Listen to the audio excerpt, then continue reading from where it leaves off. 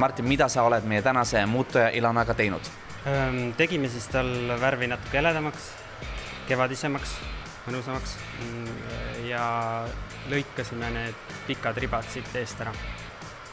Sa oled nüüd Ilona ribadest ilma, milline tunne on? Teistsugune.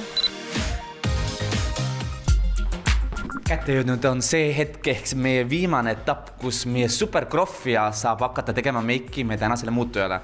Aga kes on meie salapärane ja supermeikar ja ta tuleb siit tagant välja ei keegi muu kui Kairit Tuhkanen. Tšau, Kairit! Tere! Millised on need kevadised nipid? No jah, eks sa oled mulle kohe see mõnusa pähkli ette toonud, sellepärast et inimesed, kes ennast tavaliselt igapäevaelus väga ei meigi, siis nendega on alati kõige keerulisem, kuna ükskõik mida meigikunstnik siis nendega ette ei võta, alati on oht, et ta tunneb ennast pärast veidi ebamugavalt, kuna ei ole harjumuspärane pilt peeglist vastu vaatamas. Pärnu Piiga alustab tööd Pärnu Piiga peal. Täpselt nii.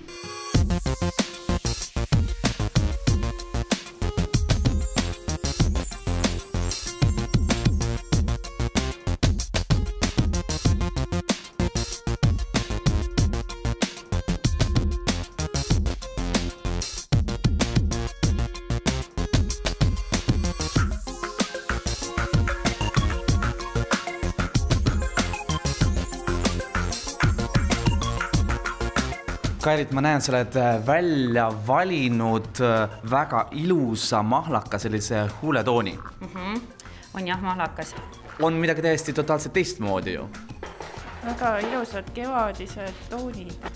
Nii, nagu ma aru saan, siis tegelikult meie tänane muutuja on peaaegu valmis. Paneme ainult talle riided selga ja siis hakkame nägema neid plahvatavaid paugutusi, milliseks kaunitariks, milliseks printsessiks meie tänane imekaunis Ilona muutub.